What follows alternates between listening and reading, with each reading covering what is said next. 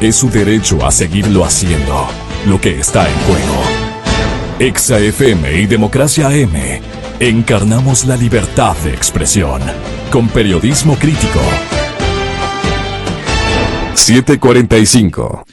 Bueno, queremos anticiparles, señoras y señores, que en cuestión de unos minutos, que también son significativos, con la presencia del coronel Hernández y el diplomático Fernández de Córdoba, para hablar el tema de la conveniencia que Ecuador se vincule al proceso de paz entre Colombia y el ELN, Ejército de Liberación Nacional. Digo, vamos a contar con la presencia del ex fiscal general del Estado y candidato a la presidencia de la República, el doctor Washington Pesantes. La demora judicial favoreció el éxito de la fuga de Carlos Pareja. Muchos imaginaban que íbamos solamente a averiguar asuntos de propuestas del candidato Pesantes, que también las presentaremos para una respuesta. Pero lo más importante es que ustedes tengan la posibilidad de comparar, por lo menos oralmente, literalmente, lo que se debió haber hecho en el caso de la fuga de Carlos Pareja, más que de la fuga, ¿no? De todo este episodio de corrupción al que estamos asistiendo y que no pierde un solo minuto el secretario jurídico de la Presidencia de la República de visitar los medios audiovisuales. Los canales de televisión están inscritos y en turno para recibir informaciones o réplicas a las dudas existenciales que tenemos sobre todo este proceso y a las fallas de el actual fiscal general de la República. Él quiere que consideremos simple y llanamente que las limitaciones legales, las normas y derechos constitucionales no permiten hacer lo que todo el mundo con sentido común está exigiendo y debió haberse hecho. Concebir que un funcionario metido en tanta travesía nos diga estoy de paseo en Madrid, y eso es todo. Pero solamente en este país se puede asimilar una cosa de esa naturaleza, de manera que la presencia del doctor Pesantes va a ser esclarecedora en contados instantes. Le planteamos este tema. La demora judicial favoreció el éxito en la fuga de Carlos Pareja Yanuseli. Veamos qué nos contesta. Ahora, lo que estaba manifestando, lo que quiero manifestar, Colombia está avanzando hacia una paz amplia tras el anuncio del gobierno de que comenzará la fase pública de diálogos con la guerrilla del ELN. No sé si ese circo que está ahí en el Parque de la Carolina, en Naciones Unidas y Amazonas. ¿No andan por ahí ustedes, compañeros? ¿O es de aquí para el centro histórico? Ah, por allí. Pero usted vive en el norte, hombre. Usted vive en el norte, pero no ha pasado por la Amazonas. Tenga la bondad de ir con su vehículo y fijarse lo que hay. Ahí hay una carpa. Entonces nos da temor de que se esté instalando una carpa para disuadirnos de estas cosas y bueno, un espectáculo de que en el escenario quiteño nuestro país auspicie un evento tan importante que tiene que ver con la frontera norte y su futuro, se presta a una controversia nacional. En la frontera norte, la presencia del ejército y la policía dicen que es permanente. Asegura que el alcalde de sucumbíos, don Vinicio Vega. Él es Sociedad Patriótica, por si acaso, y va a tener que ver mucho en lo que viene a continuación. Vinicio Vega afirma que más allá de trabajar en un reforzamiento de la seguridad, que es importante, la cultura de paz también se construye con un apoyo al fortalecimiento productivo. Se va por ese camino, y aquello sí es verdad plena. ¿Qué es lo que queremos significar? No solamente es de combatir al negocio de la droga, sino reemplazar el protagonismo que muchos compatriotas ecuatorianos y latinoamericanos, entre ellos colombianos, están ejercitando o fusionándose al negocio de las drogas, precisamente porque nuestras fronteras nortes, del lado de la costa, del lado de la sierra y del lado de la Amazonía, no son virtuosamente productivas. No hemos tenido para esos agricultores, para esos habitantes de un territorio abandonado en ambas naciones, no hemos tenido soluciones capaces de disuadirles del negocio de las drogas. Entonces hay toda una infraestructura, si cabe el término, humana y material, que hace propicio que todos los campesinos, que toda la ruralidad colombo-ecuatoriana o ecuatoriano-colombiana se dediquen a estos menesteres, con conexiones directas a las principales ciudades, estableciendo callejones de salida de la droga y entrada de los materiales que requieren para hacer precisamente los narcóticos. De esto estamos ya listos, todo el mundo en conocimiento de causa, pero vamos a dejar que un diplomático y un respetable militar héroe de guerra nos haga la fineza de conectarnos con esta realidad y tratemos de explicarle a la ciudadanía si es o no conveniente que nuestro país se vincule a este proceso de paz entre Colombia y el ELN, o simple y llanamente el señor presidente genera nuevamente otra carpita para entretenernos y para sacarnos de estos temas o estos episodios complicados en los que les falta explicar muchísimas cosas. Voy directamente al representante del pensamiento militar, que es el coronel Luis Hernández. Muy buenos días, coronel. Muy buenos días, Marcelo. Perdone, coronel. No, muy buenos días, un saludo a todos los radioescuchas. Un honor aquí compartir con el doctor Marcelo Fernández de Córdoba, que le conocía cuando estábamos en el CENEPA, pero yo era un humilde teniente coronel.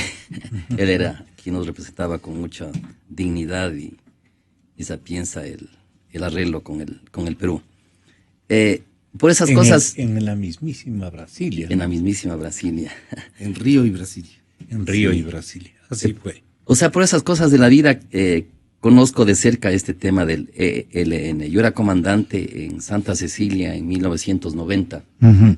Y había una compañía americana que trataba de hacer explotación minera en el sector del río Bermejo, que es justamente en la frontera con Colombia. Y era un equipo de americanos y de pronto un día ellos sabían pasar por la unidad saludando y le capturaron a uno de ellos, le secuestraron. Fue una de las noticias de mayor trascendencia a nivel internacional. Entonces ahí también el Ecuador empezó a ver con más detalle y preocupación esa zona de frontera. 1990, estamos hablando hace 26 años. Le capturaron yo estuve muy de cerca en las negociaciones, inclusive no negociando, pero sabía lo que sucedía. Uh-huh. Vino la revista People de Estados Unidos, que es una revista de un gran tiraje, a hacer un reportaje del secuestro. Uh-huh. Después de una negociación, no sé, con seguridad le liberaron a este americano. Entonces, el ELN es uno de los grupos guerrilleros que ha incidido en la frontera con acciones violentas, ¿no? justamente... Un poquito, como dice la gente, es un ejército desalmado, muy ideológico. Sí, o sea, yo creo que en comparación con las FARC es un grupo más radical. Exacto. ¿No? Es de formación cristiana, es interesante, Bien. porque fue formado por sacerdotes. Por sacerdotes. Sí. Entonces, en áreas, yo creo que, por ejemplo, inicialmente estaba en Sucumbíos también, pero fue desplazado por las FARC y por los paramilitares, y se fue concentrando más en el sector de la cordillera, ¿no? En el sector de La Bonita, todos esos sectores, frente me refiero, ¿no? Y ahora tiene incidencia en el sector de Esmeraldas, frente a Esmeraldas, donde también... ¿Desde cuándo están en Esmeraldas el ELN?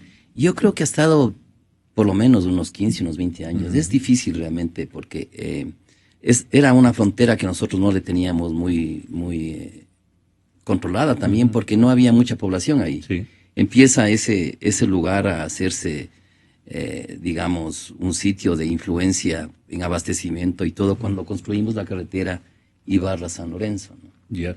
¿No? Entonces ahí una carretera tiene ventajas y tiene también desventajas. Claro, le convirtieron en callejón de droga Claro, también. porque esa carretera ha servido Y para... de insumos. Sí, esa carretera ha servido para justamente deforestar de una forma inmisericordia esa provincia. Uno de los pocos chocós que existen en el mundo. Ahora Chocó existe prácticamente solo en Colombia, algo un poco en Panamá también y algo en el Ecuador. Digo algo porque eso va a irse, y va a irse de una forma terrible, porque la minería ilegal ahí es de una forma que realmente demuestra que todavía no estamos en capacidad de controlar todo nuestro territorio, con el gran agravante que esa minería es hecha con mercurio, ¿no? En el sector de Colombia, frente a Colombia, ya lo ha dicho eso el presidente Santos, los ríos están contaminados en el sector de Cali para abajo, en el sector de Nariño, contaminados por el mercurio.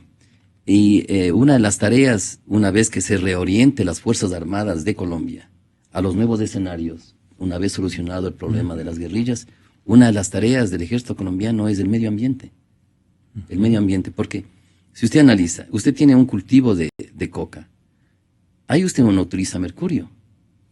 No digo que está bien, pero usted no utiliza, o sea, le ocasiona un daño a la sociedad, por supuesto, pero el daño que usted ocasiona con el mercurio es de decenas de años, claro, con la minería ilegal, artesanal, ¿no? ilegal. Entonces, volviendo yo creo que esto se enmarca en una política de buena vecindad con Colombia. Colombia va a estar ahí siempre. Ya. Colombia va a estar siempre, va a ser nuestro vecino. Creo que nosotros, el momento en que participamos para que nuestro vecino solucione sus problemas internos que nos afectan a nosotros, son buenas noticias. Yo pienso que esto tendrá que tener, lógicamente, la publicidad, la atención de los medios en la medida de lo que significa para el Ecuador, porque nosotros tenemos también nuestros problemas, pero particularmente este tema, yo creo que es una diplomacia de Estado. Si vendría otro gobierno, la continuaría, me imagino, porque se trata de ser vecinos que podemos colaborar a pacificar a la frontera sur de Colombia, que incide en nuestra frontera norte. Además, esto también permite que el Ecuador esté en continuo diálogo y enlace entre los estados a nivel diplomático y entre los entes locales, tanto de Fuerzas Armadas como de gobierno en la frontera, para saber qué está pasando al otro lado. No olvidemos que el Ecuador ha sufrido, ya desde que ha habido el conflicto con Colombia, ha sufrido esta infiltración con y sin armas. Yo recuerdo que, por ejemplo, en 1981 fue un grupo del M-19 que se entregó con armas en el sector de San Lorenzo. Se entregó con las armas, vino porque seguía la presión de Colombia, vino y se entregó con bandera blanca y con las armas en el gobierno de Jaime Roldós. Y se les entregó a Colombia. Ese gesto me acuerdo que aplaudió mucho, pero me parece que fue Betancur el presidente. Puede ser Belisario Betancur, ¿no?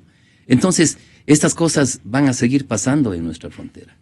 Especialmente si el proceso de paz que el pueblo colombiano dijo que no, todavía encuentra realmente obstáculos. Entonces nosotros, para poder atender mejor a nuestra frontera y a nuestra población, tenemos que tener un diálogo permanente con Colombia, y este hecho de que nosotros nos prestemos como cuartel general, digamos, para que se logre un acuerdo con el ELN se encuadra en esa estrategia, y yo pienso que es positivo.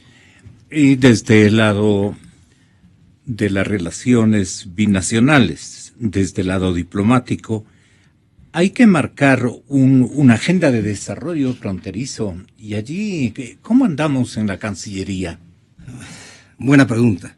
Buena Porque pregunta. destruyó todos los estamentos de la Cancillería. Yo creo este que gobierno. Yo creo que se ha descuidado. En días pasados aquí mismo manifestaba yo que este proceso de paz en Colombia, nosotros tenemos que mirarlo como algo que tiene incidencia o que va a tener incidencia en el Ecuador. Una incidencia que podría ser negativa. Las mayores posibilidades de que sea negativa está dado porque si los grupos guerrilleros, hablemos del ELN o la FARC, dejan las armas, es muy difícil que dejen el cultivo de la droga.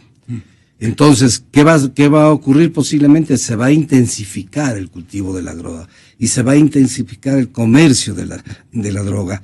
Y el Ecuador ya se ha convertido no solamente en un puente de paso, ya estamos consumiendo, y eso es lo grave. Yo decía acá, yo creo que hay que meditar sobre todas las resoluciones que se adoptan en el país.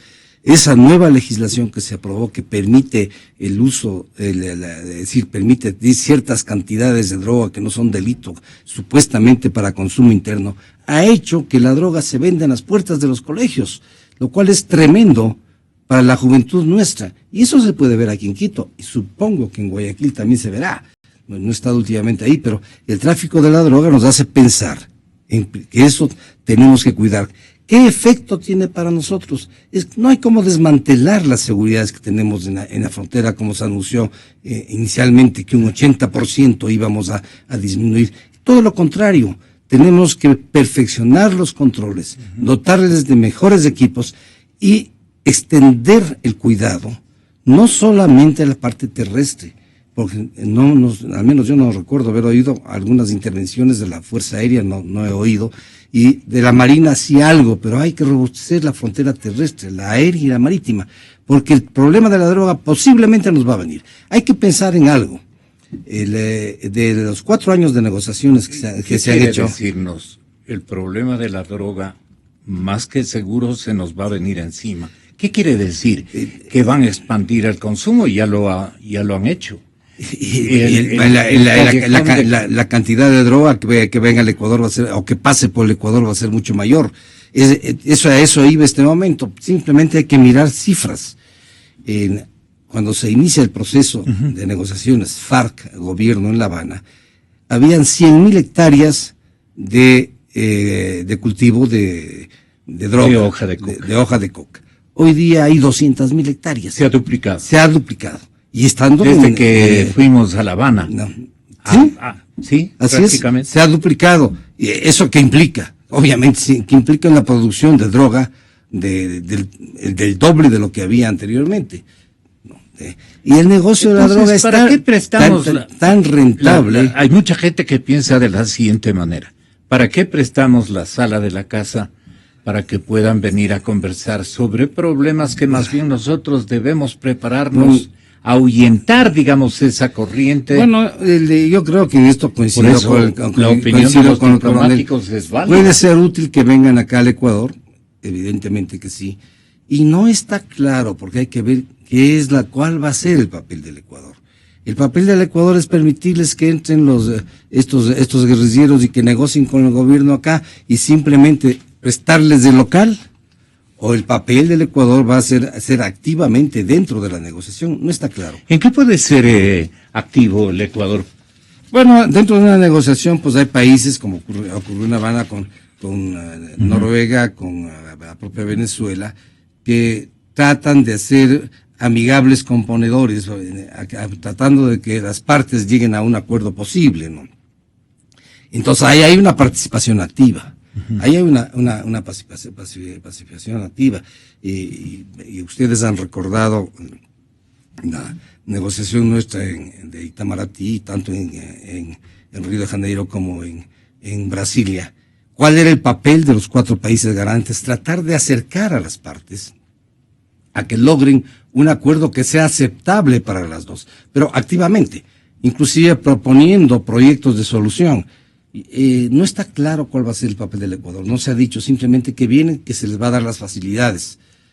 Ojalá sea el papel más activo, ojalá sea un papel en que la diplomacia ecuatoriana pueda contribuir. Es sumamente difícil. ¿En tono reclamante o con alguna posición del Ecuador? ¿Cuál sería la posición ecuatoriana? Bueno, yo pienso que la posición ecuatoriana tendría que ser porque lleguen a un acuerdo que sea aceptable para los colombianos. ¿No? Porque ya estamos viendo lo que ocurrió con los acuerdos de La Habana. El no ganó. El no ganó y está poniendo sus condiciones. Yo pienso que la negociación que va a suceder aquí en Quito tendrá que enmarcarse dentro de los planteamientos del no. Porque no cabe que vuelva a caer Santos en el mismo error de querer hacer un convenio, un tratado de paz con esta guerrilla en los términos de La Habana. Porque ayer hubo una marcha macro en las calles bogotanas. Claro, hay que entender. Marcha como de arrepentidos o algo. No, yo no creo que sea así. Yo no creo que sea así, pero el gobierno, lo que pasa es que el gobierno de Santos movió cielos y tierra por el sí. Gastó ingentes sumas de dinero. Lo que no han entendido algunos es que el no quiere decir no a la paz. Ellos que el sí a la paz es general. Ahora, hay una parte de Colombia que dice la paz sí, pero no en las condiciones de La Habana, correcto, sino que tiene que considerarse diversos puntos que ya están claros, que tienen relación con la justicia, que tienen relación con la participación política de los miembros de la FARC, tiene relación con las penas que se van a dar, y algo que también menciona el no es el tema drogas, que no ha sido tratado profundamente en La Habana. Entonces, esos temas tendrán que incluirse si se quiere revivir el proceso de La Habana. Ahora, si se quiere que el proceso siga teniendo dificultades, el gobierno cometería un gravísimo error, encerrarse a los planteamientos absolutos de El señor presidente Correa intervino ayer ante gente y ciudadanos de Manabí, hablando de este tema. Y esto fue absoluta libertad, decisión del gobierno colombiano y del ELN. Tuvieron sus conversaciones confidenciales, reuniones en Ecuador. Entonces creo que por el éxito, lo bien organizadas que tuvieron esas reuniones, decidieron continuar con las conversaciones formales. Yo no sé si el país entiende lo que estamos hablando, ¿no? Estamos hablando de un proceso similar al de la FARC, el que se dio en Habana, ahora se va a dar con el ELN, el otro grupo guerrillero de Colombia, en nuestro país. Y es un gran mensaje, porque después del resultado desfavorable del referéndum del 2 de octubre, no sé si la palabra técnica es referéndum o consulta popular, siempre me equivoco. Bueno, había mucho peligro de que retroceda la paz, de que la FARC tome las armas nuevamente, y en lugar de eso se anuncia esa extraordinaria noticia de que el Ejército de Liberación Nacional se sienta también en la mesa de negociaciones. Esta es una gran noticia, ojalá entendamos la magnitud de esto. Y han decidido hacerlo en Ecuador, y Ecuador está a las órdenes de Colombia, más aún, para alcanzar la paz tan anhelada. Se empezarán desde el 27 de octubre empezarán las negociaciones con el Ejército de Liberación Nacional y el gobierno colombiano, y ojalá que sean cortas, contundentes y exitosas. Y puede haber, coronel, una especie de argucia, digamos, en el rol que ha asumido el gobierno ecuatoriano para sacarnos de algunos epicentros de discusión y ubicarle a este evento en el imaginario social y en la preocupación nacional y en la curiosidad por ver cómo se dé esto. O sea, sacarnos de otros temas en donde también tenemos que ponerle mucho empeño para discutirlo, si hay acciones buenas o si hay acciones malas en las relaciones con la guerrilla. Pero que es necesario involucrarnos en esto es la opinión que está esperando la gente, que lo diga un militar y lo diga un diplomático. ¿Es bueno para el Ecuador introducirnos en esta temática como quiere el señor presidente Correa? Sí, el coronel. Sí, y yo no creo, bueno, esto ya se venía escuchando desde hace algunos meses. Y como dije anteriormente, Colombia va a estar ahí siempre. Sí. Lo que pasa en Colombia, en el sur, nos interesa a nosotros, nos preocupa a nosotros. Entonces, ¿qué mejor que participar en algo que tiene directa influencia con nosotros? Yo, por ejemplo, me imagino un escenario que habrá que, y yo creo que inclusive en el futuro habrá que discutir la posibilidad de tener oficiales de enlace, tanto ecuatorianos como colombianos, en las unidades militares, tanto de policía como para saber qué es lo que está pasando. Ejército. Claro, es lo que pasa por ejemplo, en Europa. Yo he tenido la suerte de educarme allá. O sea, hay oficiales del ejército alemán, oficiales de enlace en el ejército británico, y mantienen una política de seguridad que permite que se sepa qué está pasando en todo el escenario. No hay que olvidarse que la frontera es un lugar de difícil coordinación, por lo que es frontera. Sí. No, usted ve como, por ejemplo, eso pasa hasta en los Estados Unidos. En un estado hay la pena de muerte y en otro no hay la pena de muerte. El que le van a coger peso trata de irse al otro estado, porque la frontera impide coordinación. Entonces, esa debilidad de la frontera hay que reducirle. Entonces, ¿cómo se reduce? Con coordinación entre los entes estatales a nivel diplomático, para estar diplomática, y luego se va desmenuzando a los niveles locales, a los niveles Esto en el ámbito militares, militar, etcétera. En el ámbito diplomático. Yo había mencionado en días pasados aquí mismo que era necesario que la diplomacia ecuatoriana pues mire Así lo dijo usted. y revise los acuerdos que tenemos con Colombia, que posiblemente se están quedando cortos frente a la realidad. Y que se Tanto busque, militar como social o diplomática. ¿no? diplomática. Que es necesario Pero que díganos, se, ¿por que qué se- está quedando corto? Bueno, estamos viendo que no hay una coordinación, acaba de mencionar, no hay una coordinación adecuada. Sí hay reuniones de que se intercambian cosas, pero tiene que ser algo mucho más fluido. Una coordinación, una colaboración en aspectos de seguridad, que eso es importante, ¿no? Y hay que ver también una colaboración en aspectos de desarrollo, porque no puede quedarse al margen del desarrollo de la zona fronteriza, ¿no? Todo esto lo que acabo de mencionar es independiente de la negociación entre el grupo guerrillero y el gobierno colombiano en Quito. Eso es independiente. Eso, a mi modo de ver, tiene que hacerse independientemente de lo que ocurra. Lo que no está claro, que no se dice exactamente, ni el propio presidente lo dice, es cuál va a ser el papel del Ecuador. En este evento. En este evento. Sí, Estar simplemente se habla de que somos anfitriones, vamos a prestar un local, se dice que van a reunirse en el local de UNASUR, pero eso no es suficiente para el país. Posiblemente nos tenga unos asientos para poner la oreja parada. Tampoco y nada más. Y nada más. Eso no es suficiente. ¿Qué desearía o qué anhelaría usted Bueno, yo como buen diplomático? que ha anhelaría sido? una participación directa en el sentido, vuelvo a Pero mencionar, involucrarnos en el conflicto no involucrarnos en el conflicto. Una participación que ayude a las dos partes, esto es al grupo guerrillero y al gobierno, a llegar a un acuerdo. Porque muchas veces, con las conversaciones directas, hace falta que alguien esté en la mitad para que en determinado momento, pues en el momento que van a producirse con toda seguridad tensiones, en que una parte no cede frente a determinados puntos, haya alguien que sugiera que hay que llegar a acuerdos, que sugiera soluciones que, sin ser las perfectas, sean las posibles soluciones. Ese podría ser el papel del Ecuador si tenemos una diplomacia preparada para hacer eso. Porque el ser simplemente anfitriones, bueno, sí, van a venir acá porque escogieron los guerrilleros del Ecuador por la cercanía posiblemente que les da facilidad para cruzar la frontera y llegar acá. Pero no es suficiente. Si queremos que un proceso vaya adelante, no es suficiente. Y es más, hay que considerar algo. El ELN tiene una diferencia con la FARC.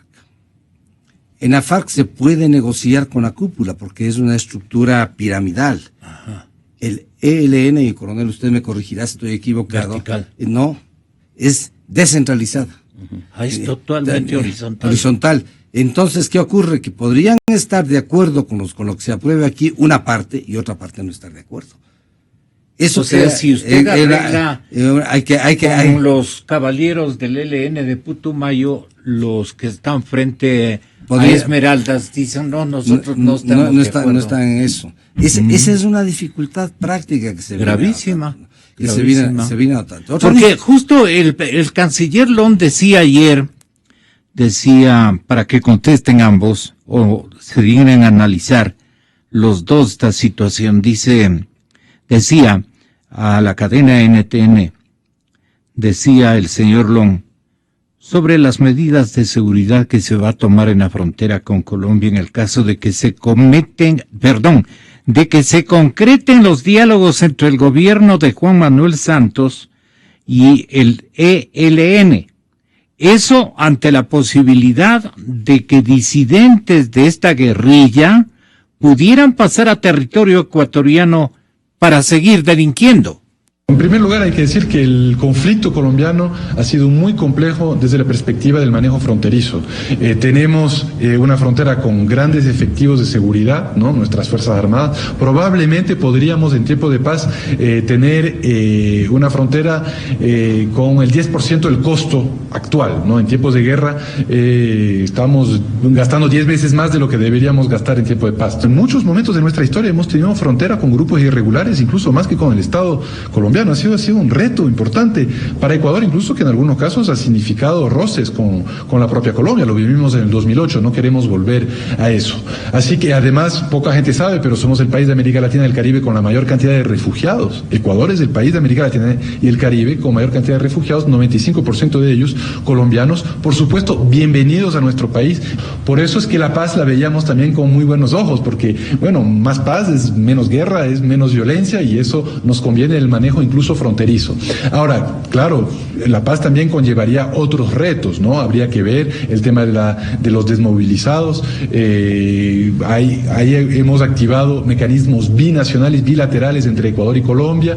No, bueno, los vamos a asumir con todo gusto. El país anfitrión asume evidentemente los costos de la presencia de las delegaciones en nuestro territorio. Eso no hay ningún problema. Además, tengo que decirle que es una parte ínfima de los costos que hoy sí que tenemos para el resguardo de nuestra frontera, ¿no? Bueno, esto es, no podemos decir en estas pobrezas, esto es lo de menos. Pero no creo que sea el meollo del asunto. Así es. Continuando lo que decía anteriormente. Lo que yo quería agregar es que inteligencia militar ecuatoriana incluso refiere que la guerrilla utiliza puntos clandestinos en la zona especialmente de Esmeraldas para actividades de narcotráfico y minería ilegal, a lo que ya se refirió el coronel. En este contexto, los dos gobiernos acordaron retomar reuniones entre cancilleres, ministros de la Defensa y del Interior para hacer un seguimiento riguroso de cada uno de los pasos del proceso de paz. Entonces, en esos ámbitos sí debemos estar. Pero yo me quedo pensando, si hay 1.300 soldados del ELN, guerrilleros o combatientes del ELN, 1.300. No es para asustarse. Uno ignorantemente piensa así, ¿no? Pero son un montón de compañías, pues. Son como 26 frentes de carácter rural, complicadísimos. Eso ha producido algo que tendrán que lidiar los colombianos. Se afirma que el Ejército de Liberación Nacional ha cometido en las últimas décadas alrededor de 16.000 crímenes. Es una monstruosidad de asesinatos, de secuestros, de un tema que ahora les está preocupando, y el presidente Santos ha dado paso como condición para que se negocie el que se libere a secuestrados, ¿no? Por parte del Ejército de Liberación, pero él también va a permitir la salida de la cárcel a algunos miembros de dirigentes que están presos. Se habla que estos que va a liberar son ya por motivos humanitarios, por la edad, por enfermedades, no lo sé, pero va a liberar a algo. Y hay un tema que dentro de los cuales también tiene preocupación el colombiano, es el caso del reclutamiento de niños. dentro de las fuerzas del Ejército de Liberación. No. Que Yo pensaba que era solo un problema de las FARC. No, es otro de los puntos que alguna vez el presidente Santos habló respecto a esto, y que precisamente este rato está dejando un poco de lado para ir a esta negociación. Yo le veo que el presidente Santos está queriendo acelerar y presionar dentro del proceso de La Habana para que todo se solucione, lo cual está bien, ¿no? Pero no sé si está tomando muy en serio las objeciones que ha hecho el no, porque si no, Colombia va a estar dividida y eso va a ser más grave, ¿no? Y es preferible que se demoren un poco en llegar a acuerdos, y que sean acuerdos que sean aceptados por la mayoría de colombianos, si no por decirlo. Están por todos, hablando ¿no? hasta de una nueva consulta, ¿no? Un nuevo plebiscito. Yo creo que un nuevo plebiscito, yo creo que no es viable, porque esa es la fórmula que han usado en varias partes. El propio Chávez usó eso cuando perdió un plebiscito, a los pocos meses convocó otro y ganó. ¿Cómo ganó? Claro. Yo creo que hay que respetar. Si se sometieron a un plebiscito, ese plebiscito tienen que respetar y sujetarse. Obviamente es que ese plebiscito refleja una posesión del 50% de colombianos. No es poca cosa. Colombia ha dicho sí a la paz, pero hay un 50% que dice sí a la paz, pero en otras condiciones. El tema nuestro, vuelvo a insistir, tampoco después de escuchar al canciller, no hay un informe claro de cuál va a ser el papel. Que somos anfitriones, estamos prestando la casa, vamos a servir los cafés en las reuniones, o vamos a estar en las reuniones con una participación diplomática que ayude al proceso, porque eso es lo que debería ser. Entonces ahí sí precisemos qué se necesita, por ejemplo, desde el lado militar, coronel. Sí, en el lado militar, lógicamente, tiene que haber un seguimiento, si no ahí en la mesa, un seguimiento de qué es lo que está pasando en las negociaciones, para inclusive saber cuáles son las repercusiones en nuestra frontera. Es como cuando usted tiene un vecino, a usted se le gusta saber quién está al lado suyo, pues. Pero claro. Y más aún si en ese vecindario, en la pared vecino que está al lado suyo, ahí hay una violencia. Cuando cambian, al dueño de casa, cuando cambian de vecino, dice, vea, por lo menos avíseme para yo estar mejor preparado o mal preparado, ¿no es cierto? Ajá. Es más o menos así las relaciones entre los países, y más en este caso, ¿no? Entonces, yo creo que el hecho de nosotros ser parte de esto tiene cosas positivas, pero lógicamente hay que sacar las ventajas para el Ecuador. ¿Qué tal si es que una negociación de este tipo, que tiene que ver con sectores de nuestra frontera, se hacía como cuartel general en Cuba? Y nosotros no teníamos ninguna participación. No sabíamos qué es lo que pasaba en nuestra frontera, que va a tener incidencia lo que se decida. Va a tener incidencia, y qué mejor tener la información a través del proceso que tener ya al final del proceso. Señores, y nos enteramos qué es lo que pasó en la negociación, en los medios de comunicación, sin embargo que tiene que ver algo con nuestra frontera. En cambio, nosotros siendo partícipes de eso ya dependerá, como dice el señor embajador, justamente dependerá de qué es lo que se decide, y quisiéramos que sea un papel activo que nos dé ventajas al Ecuador, que nos dé ventajas, porque esas son las relaciones internacionales. Las instituciones internacionales son juegos de intereses y cada uno busca sus intereses. Nosotros creemos que eso tiene que ser que los ventajos sean para nosotros, ¿no? En lo que amerita a nuestro país. Hay un asunto muy delicado, la carga ideológica que introduzcan dos secretarios de Estado que van a tener mucho que ver en el seguimiento a las pláticas de el gobierno de Colombia y el ELN. Es el tema, en estas pláticas, el tema más complicado vendría a ser, por un lado, el militar. ¿Qué consideraciones debe formularse desde el Ministerio de la Defensa y desde la Cancillería ecuatoriana si los dos ministros son ideológicamente bastante radicales? Nos han demostrado los dos. Y claro, el estilo que van a imponer es el estilo, digamos, la permisividad, si cabe el término, o qué hay que advertir a los dos ministros para que no le introduzcan al Ecuador en contenidos de ese futuro en las relaciones del gobierno de Colombia y el grupo guerrillero, que no nos introduzcamos nosotros en hacerle al ELN una especie de enemigo, de adversario, porque ahí nos va a ir del todo mal. Van a tener réplicas guerreristas contra nuestro territorio, es decir, la carga ideológica que introduzca el ministro de la Defensa y el canciller de la República nuestros, conviene o hay que advertirles que actúen sin esa carga ideológica, que actúan de otra manera en guarda de los intereses exclusivamente de la nación ecuatoriana. No sé si yo estoy exagerando la nota, coronel. Bueno, el Ecuador es un facilitador. Es un asunto... Es que no se pasen del... Es que este es un asunto, realmente la negociación en sí es un asunto interno de Colombia. Colombia es el que va a llevar la iniciativa sobre estos temas. Nosotros vamos únicamente a facilitar. Y el momento en que nosotros facilitamos, nos vamos de alguna manera enterando de qué es lo que está pasando en el proceso y qué es lo que va a suceder con nuestra frontera.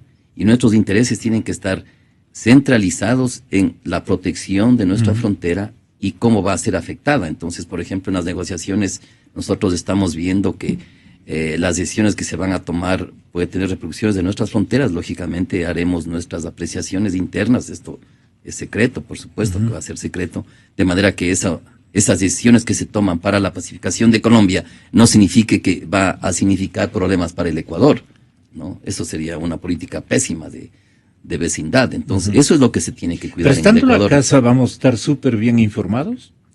Bueno, esperemos que en los niveles correspondientes estemos, porque esa es la tarea, ¿no? Es la tarea de saber, en la medida que eso va a afectar a nosotros, eso tiene que ser motivo de ¿Qué información. cuidados tienen que exhibir los dos secretarios de Estado en los que personalmente no confío mucho? Bueno, yo creo que ellos tienen que ver cómo va avanzando el proceso y cómo va a incidir en nuestra seguridad y en nuestro desarrollo también. No hay que olvidar que es una frontera de mucho conflicto. Yo siempre vuelvo a insistir a los medios militares, a los medios de seguridad. Hay que darles la misión, hay que darles los recursos y hay que también exigirles resultados. Nosotros no podemos dejar de controlar nuestra frontera en ningún momento. Y cuando pasan estas cosas, estas negociaciones, el detalle y la entrega hacia el control de ese territorio tiene que ser mayor. Embajador Fernández de Córdoba. Es precisamente lo que yo he manifestado, que sería un gravísimo error pensar de que los acuerdos que lleguen tanto la FARC como el ELN con el gobierno colombiano nos permite a nosotros abandonar la frontera, porque estamos hablando que vamos a dejar de gastar el 90% que gastamos actualmente, no sé cuál sea la cantidad, pero de esa cantidad vamos a quedarnos con el 10%. Eso significaría que la frontera quedaría desguarnecida, sabiendo que hay Eso sería un suicidio. Claro, hay serios peligros. Yo he mencionado el peligro del narcotráfico, el peligro de que estos es guerrilleros ya a ese momento se pasen al Ecuador, que no creo que sean elementos convenientes que vengan a vivir aquí en el Ecuador, se pasen al Ecuador. Y una serie de problemas que tenemos que cuidar hasta cuando las cosas estén absolutamente consolidadas.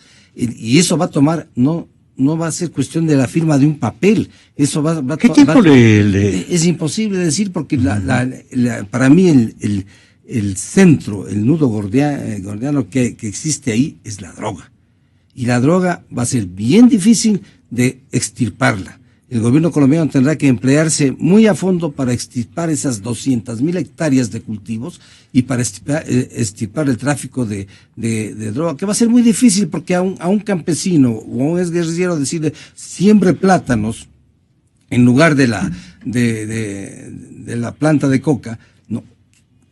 ¿Cuánto gana con el plátano y cuánto gana con lo otro? Con la droga ganará 30, 40, 50 veces, no sé, más de lo que con el plátano. Además, mucho más fácil, mucho más rápido. Entonces, eso es un tema que preocupa a los colombianos. Es un tema que se dejó medio marginal en los acuerdos de La Habana, ¿no? Y que ahora tendrán que volver a tratarlos de una manera más clara para saber exactamente qué es lo que va a pasar. Y por nuestra parte, no tenemos que descuidarlos. Si la firma del papel produce que se acaba la droga, bueno, muy bien, pues, pero que lleguemos a eso. No nos desmantelemos nuestras posiciones que necesitan más bien robustecerse ante el peligro. Ustedes como militares saben mejor que yo que hay que prever el peligro, ¿no? Hay que ponerse en posición de que hay una tesis de conflicto. Este va a ser un conflicto que está latente, que puede estallar. Y si estalla, estar listos. Y si no estalla, bueno, no pasa nada. El sentido común nos dice, coronel Hernández, que más bien habría que consolidar la inteligencia militar ecuatoriana para que esté atenta a los giros que las conversaciones vayan dando a las partes. Hace esto otro, instintivamente o planificadamente, y nosotros ponernos allí a neutralizar los efectos de las estrategias de ellos, de los dos grupos, del gobierno colombiano y de la guerrilla colombiana. Eso es de sentido común. Sí, justamente ese sentido común nos hace arribar al hecho de que el Ecuador, al ser un lugar donde se va a hacer estas negociaciones, ayuda, claro, ¿no? Entonces... Peor estar ignorando todo. Claro, ¿no? exacto, especialmente cuando se trata de su frontera, claro, ¿no? Entonces tiene que... Mire, hay un dicho sabio que dice, en la arca abierta el justo peca. El justo peca. ¿Qué es lo que pasó en Colombia? Se abandonó los territorios, no había seguridad, ahí prosperó ¿qué? El narcotráfico y la guerrilla. Nosotros no podemos cometer ese error. Nunca, ni ahora, ni mañana, ni pasado. La Colombia de las drogas se ubicó en la ruralidad. Exactamente. Colombiana. Entonces, si usted no controla ¿y con quién usted controla su territorio? Con Fuerzas Armadas. Y esa es la razón. Y no, el problema de Colombia puede superarse, pero el control de territorio no tiene que terminar. Claro. Esa frontera tendrá, y todas las fronteras tendrán que ser controladas adecuadamente, porque siempre aparecen nuevos hechos. Por ejemplo, la minería ilegal que había yo referido. Entonces, eso no va a terminar y tenemos que tener siempre una política de prevención. ¿Y cuál es la prevención? Justamente tener control sobre el territorio para que no vengan los problemas y recién empecemos a buscar las formas de solucionarlos. El ex fiscal general de la Nación y candidato a la presidencia de la República, doctor Washington Pesantes, para referirse, entre otras cosas, a las demoras judiciales que han favorecido al éxito de la fuga, del que nos está saludando y escuchando en la ciudad de Madrid, creo entender, el ingeniero Carlos Pareja Llanuselli, con formación en petróleo y otras cosas más.